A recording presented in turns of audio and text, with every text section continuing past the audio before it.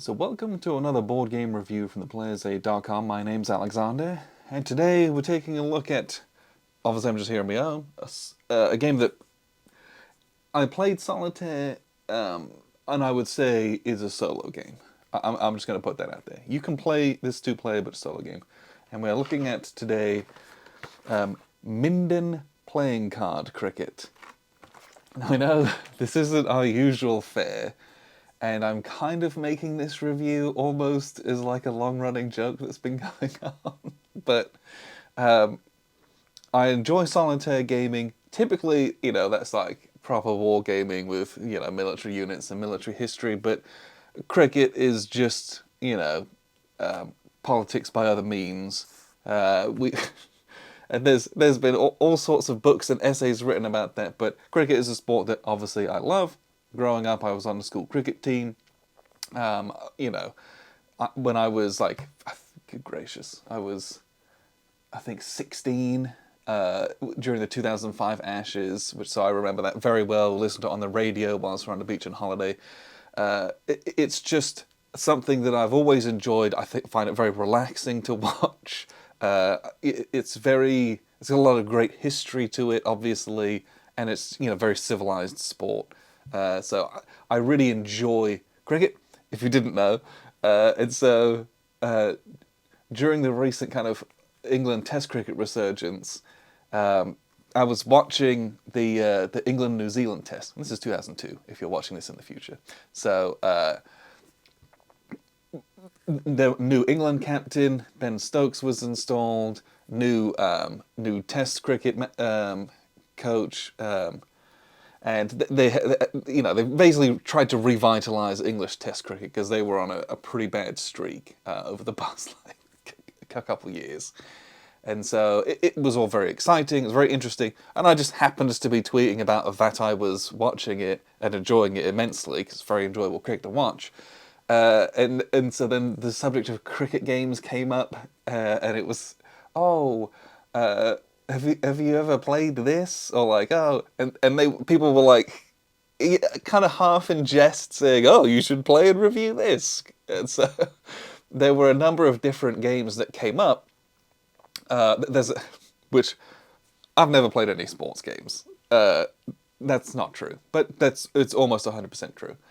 And so I didn't really know kind of what was like. So I actually ended up doing a bunch of research about the various different cricket games out there and what was kind of available and looked reasonable and for solo play, because I'm not going to get anyone to sit down and play a cricket game. It's just not going to happen. And so I settled on Minden playing card cricket, and this is the box. It is a pizza box, very small one, but it's a pizza box, and this came from England. Minden playing card cricket. This is the 5th edition, and it's been around for a very long time. It's gone through obviously a number of different editions, and what this is a test cricket highlights game, and you use it. It's powered by a deck of cards, and each card represents an over, and you pull the card and you compare that to the batsman's ratings, and he's got all sorts of different statistics on here that you compare that to, and it'll either score a number of runs for that over, or it might say roll on the chart using this particular player's batting statistic. And they have like a strike rate that they would use, or they have a defensive rating if they might be caught out. Or you might draw something like a king, and that might fall within that particular bowler's dismissal rating. And so if you pull a king, the batsman might have a score. They might score 1 run, or they might score none. It might be like a maiden where there's no runs scored in that particular over. But you would consult the bowler's kind of dismissal chart, and it's based on their bowler rating.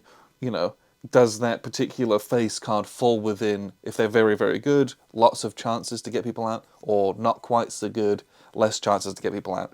And then if that king falls within their dismissal chance, you then roll on the dismissal results chart, and you compare the batsman's defensive rating against this chart, and then you roll a die, and then it'll give you this is a CRT, this is a combat results table.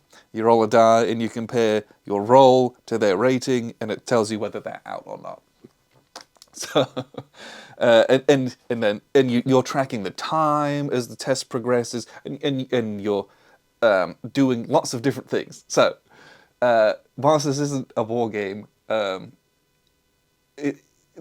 feel of this reminds me of something like Silent Victory. And what I mean by that is that you have some agency with, especially with how you manage your bowling attack. That's very important. The batsmen basically just they got some choices of things that they would want to try and do, but managing your bowling attack, because you can't just bowl the same guy constantly. Obviously, like you all know the rules of cricket. You can't bowl consecutive overs. You can only bowl a set number of overs in a particular spell, and it's very hard work. So, if you're a fast bowler, it takes you 4 minutes to bowl an over, but it takes you 10 minutes to recover from that. So you can, so there's a lot of, some tracking and things, and there's an Excel helper, so I didn't use that. I wanted to kind of do it all manually, just to see what that was like. And what I would say is I used a lot of extra, like, cubes and counters, which I have, and that really helped. So, you'd bowl with kind of a dual bowl attack, and then you kind of set those guys aside, bring in a new attack, and as you are progressing through the course of the game, I would track individually, oh, this guy's been, every 10 minutes, he can recover from one of the overs that he had bowled. He kind of regains his strength and his stamina, basically. So there's a lot to manage in that, and how you do that, and which bowlers you're choosing. Oh, it's a new bowl. Let's get our fast bowlers in, because those guys get a bonus when it's a new ball. And then when the ball's a little kind of sadder and older, you might put in your spin bowlers. They bowl, their overs don't take nearly as long because they don't have the insanely long run-up, and as such, they also takes them a little bit less time to recover, and you can kind of churn through those guys a little bit more. They can bowl a lot more. Their threshold's a little bit higher. So, anyway, what I'm saying is you're going to roll on a lot of chance. There's a lot of chance. You're going to flip a card, and it's either going to tell you immediately how many runs you get, or it'll say, roll on the conditions table, because, it might be raining, or the pitch might have kind of dried up, and you might have some reverse spin going on. So you could roll on the conditions table to see if it's favourable that you may or may not have scored runs. Or it might say, roll on the batting rating table, and you might get runs from there. Or the bowler rating table, you might get some runs from there. Or if you pull really well, you can roll on the flurry table, where you're going to score a bunch of fours, sixes, other boundaries and things like that.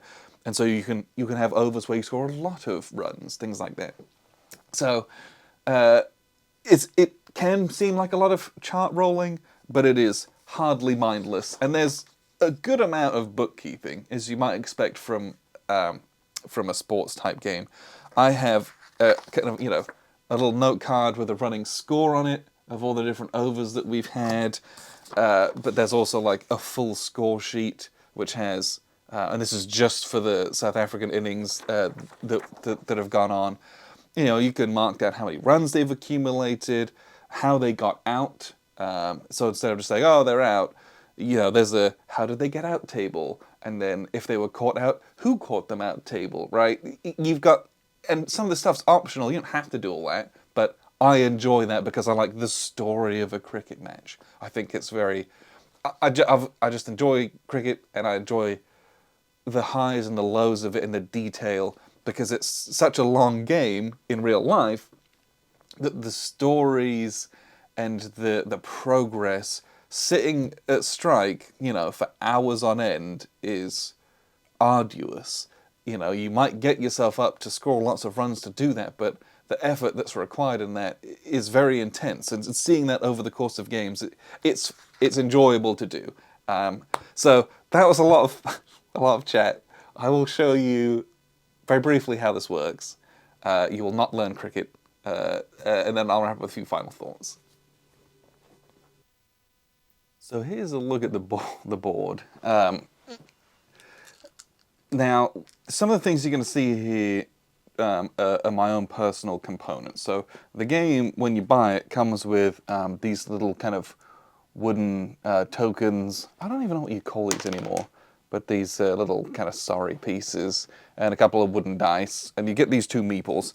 But I felt like those were quite tall, and I kept knocking them over. So I've got these cubes that I used. I just got a big tray of cubes that I just happen to have. And then I've got some tiddlywinks that we use here, because I use those on these tracks so I can see the modifiers through them. I think those are very helpful. So that's just kind of some bits and pieces that I found extra. You will need a deck of playing cards with no jokers, and that's something that the game does not supply. And then I've got, score sheet over here with a pen, but then I also have my own little note cards for the kind of continuing scoring as things go on, because you want to track it as you go. Generally speaking, when you're first learning the game, I did have the rulebook handy. So all of that is rules. I didn't use some of this advanced optional rules, and then there's like how to make these basic things that you don't need at the end. So really, these are all the rules, but a lot of the stuff, if you know how to play cricket, or at least the rules of Test cricket, a lot of that stuff is somewhat informational, and you don't need it very much after you've kind of walked through it all.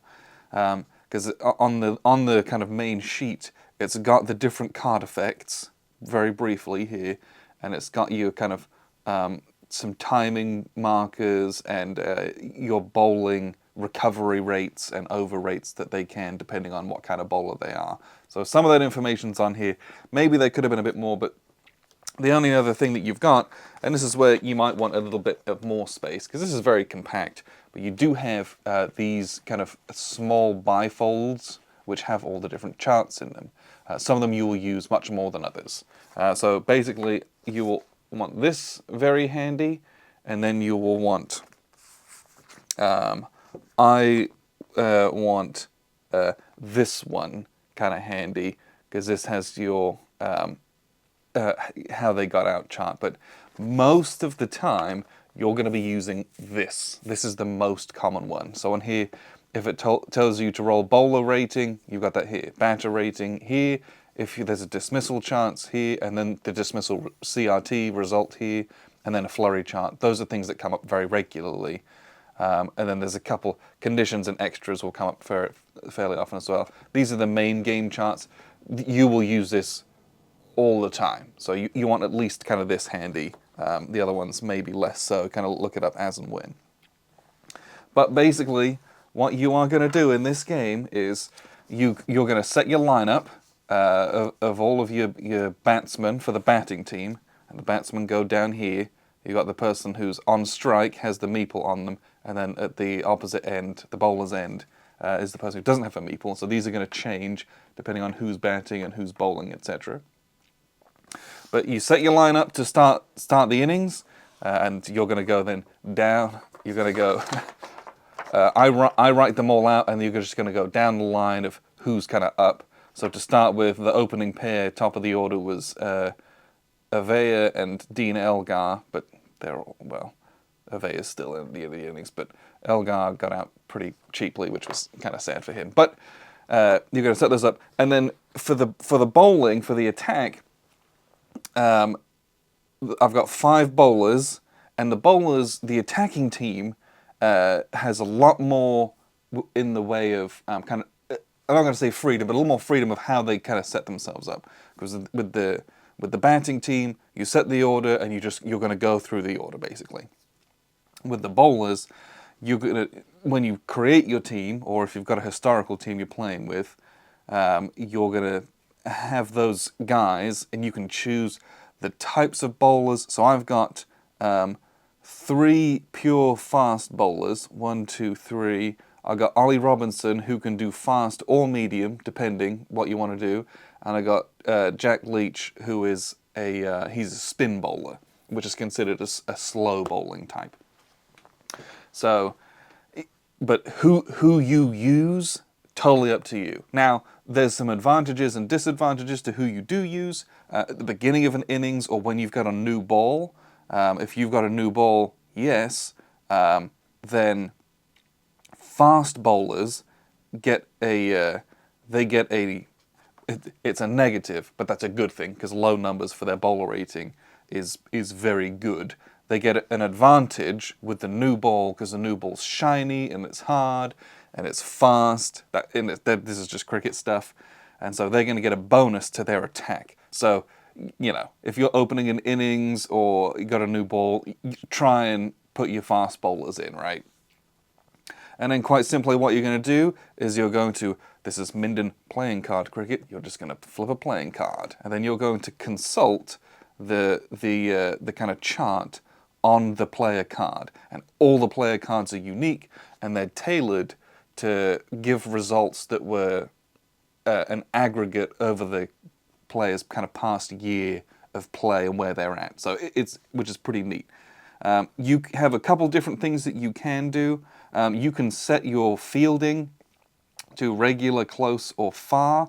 That's important with regards to certain results off of things, but if you're just learning the game, just keep it at regular fielding. You don't have to worry about any of that. You can also set your batsman to attacking or free swinging, and you're going to look at different results if you do that, or they're just going to play kind of normally.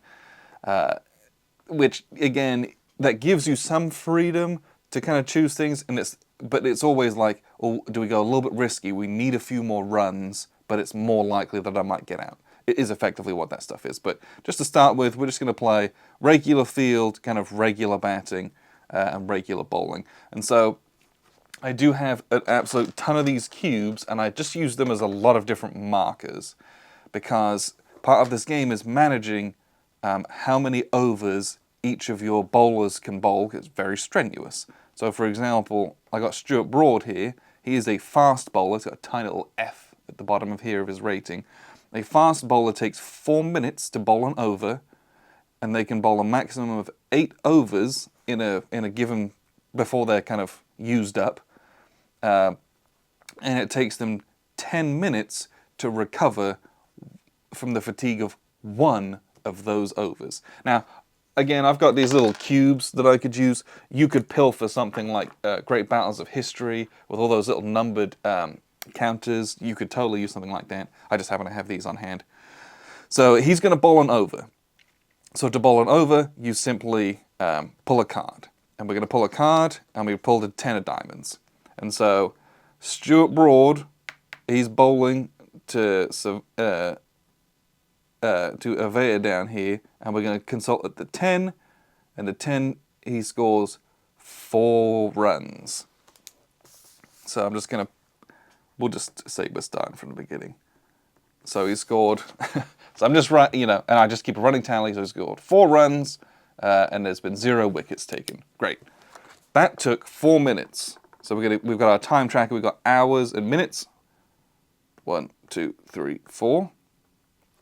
And then what I do is I say, I make 2 piles, one for Stuart Broad, one for Jamie Anderson over here.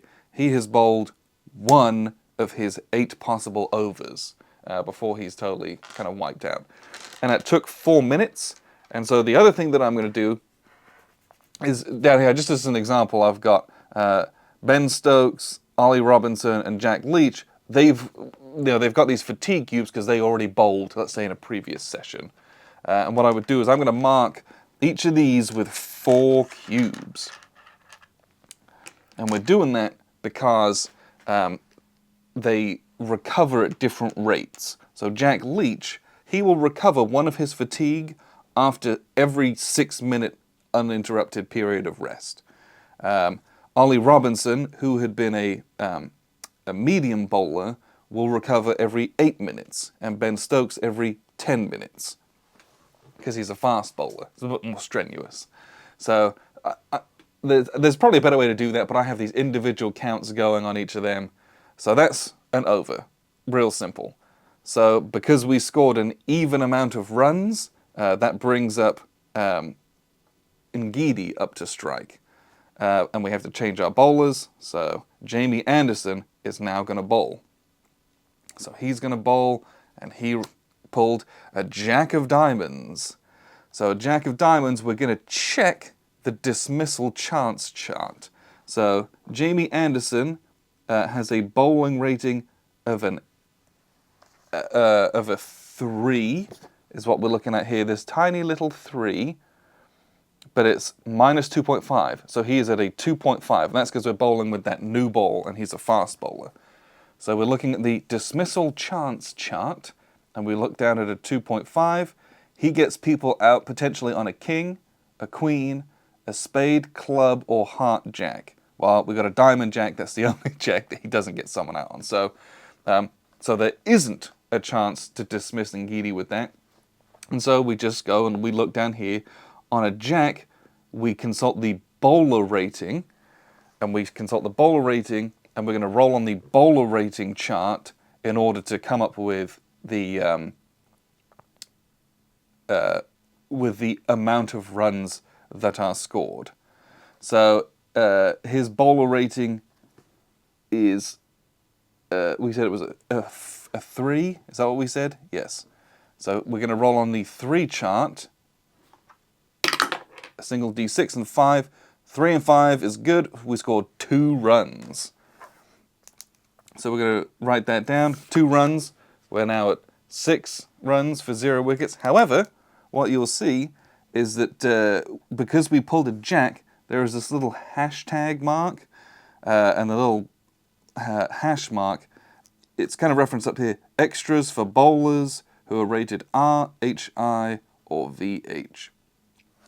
He is not rated that, so he doesn't get those extras. Sometimes those ratings correspond with extra charts, and you'd roll on the extras, and that's where you're going to get your byes, wides, leg, no balls, and it's just going to accrue extra runs and things like that. So that was an over completed. That took another 4 minutes because these are both fast bowlers. 1, 2, 3, 4. He's going to get a little mark that he's bowled one of his 8 overs. And then we're going to once again mark these guys down here with their kind of recovery. So Ben Stokes, again, he needs 10 to recover. So we're going to add another 4. So he's, getting close. Ollie Robinson recovers when he's got 8. 4 plus 4 is 8. We already have 4. So his 8 units have sucked up 1. So he's closer to being completely fresh. Jack Leach has got 4. He recovers every 6 minutes. So we're going to add 4 to that. So it's a total of 2, and we're going to remove 1 there. So it's this whole managing your bowling attack. These guys are going to accrue more. These guys are getting better. You're going to switch them in and out, all things like that. So we scored 2 runs. That brings up, so every time there's an even amount of runs, that the other batter comes onto strike. And then we flip over to Stuart Broad again, who's going to pull the next card. And he pulled a 5. And when we consult the 5, we've got an M. And an M is a maiden. And a maiden, if you don't know cricket, is 0 runs scored. That's Stuart Broad bowling extremely well. And they weren't able to score any runs off of it. Once again, 1, 2, 3, 4 minutes to bowl that. And once again, we're going to track the time here. So we're going to add 4 to Ben Stokes. So he's going to recover 1. We're going to add 4 to Ollie Robinson and 4 to Jack Leach. And he's going to have recovered as well. And once again, we're going to move over to the next card. And you're just going to go through like this. Boom, pulled another 5. Oh, we forgot to give Stuart Broad his little cube because he pulled 1 there. And a 5, Ngidi's going to score 1 run off of that. So now we're at 7. That's going to, another 4 minutes. 1, 2, 3, 4. He's going to have bowled 1. And we will do these 4 over here. He's going to recover. And 4 for Jack Leach as well. And then, because we scored just the 1 run, if you think about it, so the bowlers switch ends each time. That's how you get different people on strike. But Ngidi scored 1 run, and he ran to the other end, and then we switched ends. So we're still bowling at Ngidi, but it's a different bowler that's going to bowl at Ngidi. So now Stuart Broad's going to bowl at him, and he bowls a 2. 2 is going to score 2 runs. So that's we're up to 9 runs scored. That's going to be another 4 minutes. 1, 2, 3, 4. And then we're going to give him a little cube. This is going to be completely 3, 6, 10. He's done, as is he. So all my bowlers who aren't currently bowling are now fresh. So I kind of don't have to worry about tracking all that stuff anymore. He scored 2 runs, is that what we said? Yeah, we did. So that's going to bring up Surveyor back onto strike. And now Anderson's going to bowl at him. And it's a 4. And a 4 is 1 run. And you just do this going up, scoring 1, 2, 3, 4. And eventually, after 15 overs, the new ball isn't new anymore because it's been smashed around a little bit. So you lose this little bonus. You can get extra bonuses from different conditions, bowling on different pitches. Here we've got kind of a fair wicket, which is a very kind of standard, perfectly maintained pitch. But there are bad pitches or good pitches that might favour spin bowling, or they might favour batting, things like that. The weather conditions can affect those kinds of things as well. As you score more runs, your batting confidence can go up, so you get greater defensive ratings as well, so it's harder for you to get out. So as you score more runs, you defend a bit better so that it's possible and a bit easier, less random, so that you can score centuries in tests and things like that. Again, you can change your different attacking stance, and that's going to mean you score more runs, but your defensive rating goes down, so it's much easier for you to get out. Let's just have a quick look at a dismissal. Let's say we had pulled a king against Avea. So we're going to look at the dismissal chart. We're a 3, but we're actually a 2.5. So 2.5 on a king, queen, spade, club, heart, or jack. You can potentially get a dismissal chance. So then we go to the dismissal results chart, and we're going to look at Avea's defensive rating. And his defensive rating here, DR, is an... Oh, sorry, that's the wrong one. His DR is a C. So he's looking at this C table here, and so a 1, 2, or a 3, he's going to be out. So we're going to roll the die. We rolled a 6, so he's not out. So this was a very close ball. It was a chance, but it wasn't out. If he had been given out... No. Let's say he had been given out. At that point, he's going to walk off the field. You go back to the clubhouse. You bring up the next guy in the batting order. He's now out. So now we're, 10 for 1. It costs us 1, 2, 3, 4 minutes to bowl that over, but we also cost another 2 minutes to change batsmen. And then what you do is, so that there's the capacity to get into hat-tricks and kind of big collapses, you pull a card bowling the next ball at Nortia to see if he gets out. And if he doesn't, this is just kind of a nothing. The only thing that can happen with this is you could get someone out, because if you've ever watched cricket, when the first ball that you take is often the most dangerous, because it's first up to defend the crease, and anything can kind of happen at that point as you get yourself settled into the game and as you kind of gain a bit of confidence. So it's just kind of this little extra, oh, it could happen. And then we're going to switch bowlers and batsmen, and we're going to go again. But that's the game. When you get someone out, you're then going to shuffle all of these back in to the deck, so that you have, again, equals, it kind of resets the deck, so you have all these equal chances of getting the next people out. And as a comparison, real quick, if we'd have been bowling and we pulled a king against Ngidi, his defensive rating is an F-. He doesn't even roll, because an F, X, he's out no matter what. And that's because Ngidi's a bowler. He's not a batsman. He's not really an all-rounder. And so he's a tail-ender. He comes on. He's the last person to bat. And at that point, hopefully the rest of your team scored all the runs. And, if you pull a card against him, he's going to get out, kind of no matter what. But that's the game. Effectively, you're just going through very leisurely, pulling cards. Ooh, got someone out. Or, you can go through long spells of giving up run after run after run, If you hit this FL chart, that's a flurry, and you roll on the flurry chart, and this is where you have either particularly bad bowling or particularly good batting, and they can score a lot of runs. So you're going to look at their strike rating. So his strike rating is an F, his is a D, so we'll go with a D because it's slightly better. So we're going to roll, and we rolled a 4 on the D chart. A 4 gives us 8 runs. That's a lot of runs compared to the ones kind of printed on here. But, for example, if we'd have had Avea up, his strike rating is a B, and a B, and we rolled a 4 gives us 12 runs. If you start rolling really high, you then start rolling again, and you can get up to like, 24, 26 runs on some of these overs. And that represents you're in a hot streak, absolutely slugging the ball around, getting yourself, boundaries left and right, 4s, 6s, all that kind of stuff that happen. And, whilst it's not kind of a ball-to-ball accurate simulation, this is a game where it's a highlights game. You're going to play the whole thing, and then at the end, you've got the story of the innings, and it works out pretty well. So that's kind of how the game works. Nice and leisurely game. What we'll do is wrap up with a few final thoughts. So that's how the game functions. I have a very enjoyable time playing this. It is, again, because it's a little solitaire game, this is once again a theme that you don't normally see on our channel, but it is an area of great interest to myself, and because it's a sport, there's no pressure.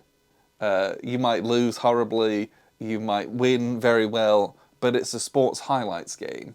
So it's kind of just like, you can set your field, you can set your attack, you can do all of those things, you can decline runs to keep batters on strike, you can do all of that stuff, but it's not that serious. And so I find this a very relaxing and enjoyable game to play, because, I can just pull a card, score some runs, pull a card, score some runs, ooh, there's a chance that they might get out. Roll some dice. Ooh, they're out. They go off to the pavilion. Next person comes out to bat.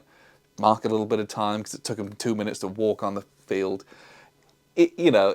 For what it is, I've paid more money for worse games, is what I would say. I enjoy this. I will continue to play this, if that's the reality of it. When you have a real cricket match on the radio or like kind of going on in the background, you can play this as well.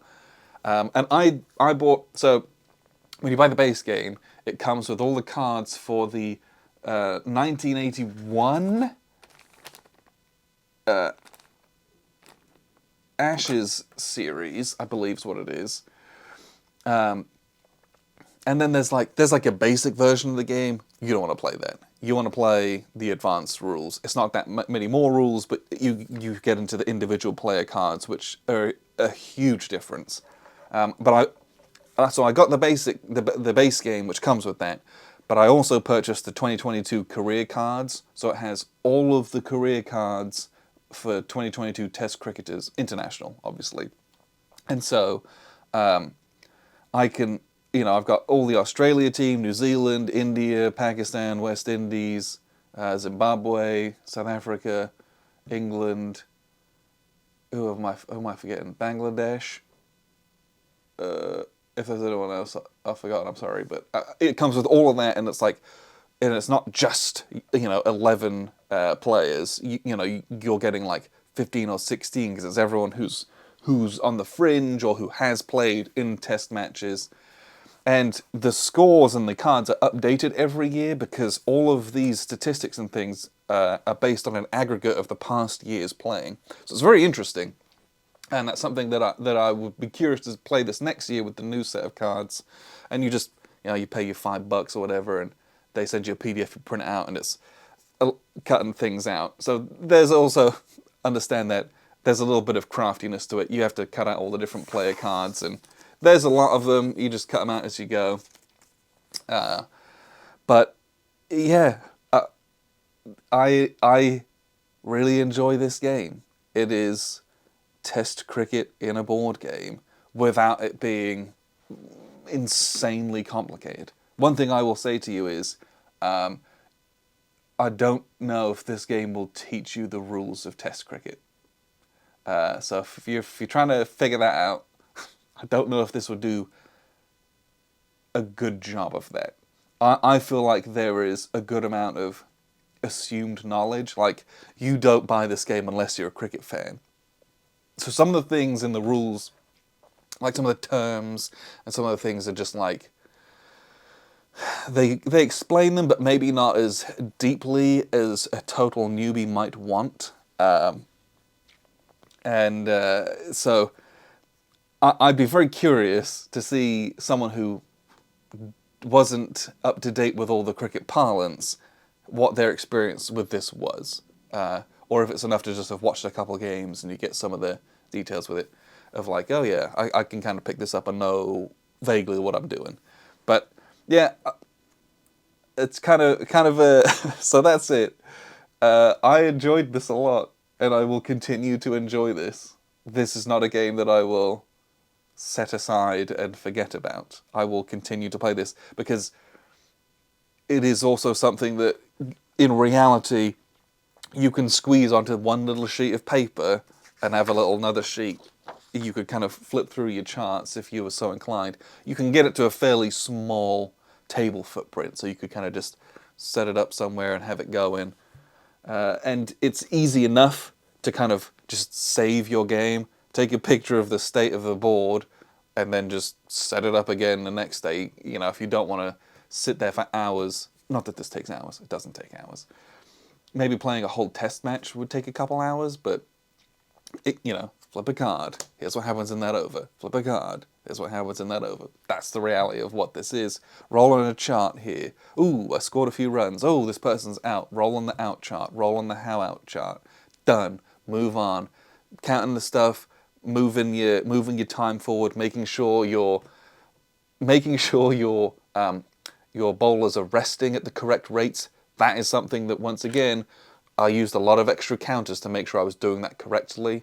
And I think I'm going to write out like a procedural little kind of sequence of play, because there'd be times where I'd forget. I'd like flip the card, roll on the charts, write down the points, and then it's like I want to write down the runs for that particular batsman because I wanted to keep track of that, and then also the runs given up by that particular bowler as well. Because again, you could skip that and just go for like the main things that happened, like the final score. But here's me, probably need an Excel sheet of like figuring out, oh, what was this bowler's total? How many runs did they give up in this particular game? I like that level of detail, and that is afforded to you. But then by the time I'd done that, I'm like, oh, did I move the time track forward? And it's like, oh, I did. And then it's like, well, did I make sure that these guys rested enough, and the different rates that the slow and the fast and the medium bowlers recuperate at? There's some things to manage and track, which makes it, more of a game than some of the titles out there that I've played, where you just, roll on a chart and that's what happens to you, and then you keep doing that 100 times in a row. There's more to manage, and the little organization of your bowlers and who's in and who's out and managing their kind of fatigue reminds me a little bit of the kind of things that you get in Phantom Leader from DVG, where it's a squadron with their fatigue levels and you can't send everyone out. You've got to manage things. And what that does is that also helps you to think like a team captain would do with managing your players. Oh, we can push this person really hard because we're almost at the end of the session when we're about to go to lunch, and we're going to get 40 minutes of rest, and he's going to remove a lot of that fatigue during that time. You can do things like that. It's neat. I really enjoyed that this game, although it's a highlights game, gave you enough of a feeling of like being a captain of a cricket team. So anyway, I appreciate you sticking around with me on this one. I know it's a little bit out of our wheelhouse, but anyway, if this is something you're interested in, Minden playing card cricket, it's only available in the UK. So I just bought it on their website and it shipped over here. Shipped pretty quickly. Took just over about a week to get here. And I've had it for a few months now. I think it was £55, because it's like 35 plus shipping. So it ends up as like £55. So, you're talking not an inconsiderable amount of dollars after the conversion, but it's very enjoyable. Again, I find it very relaxing. I find cricket relaxing, so this was kind of right up my alley. But I'm happy that I played a cricket game that I enjoyed, and yeah, this will be something that sticks around in my collection. It's not going anywhere. Very small footprint. It can all squeeze into this very thin pizza box. I'll probably get a real box for it at some point, but you know, it's no bigger than like a one of those boxes from Blue Panther. It's kind of that little thinness. So yeah, once again, appreciate you very much for sticking around with me. Minden playing card cricket. I've been Alexander from theplayersaid.com.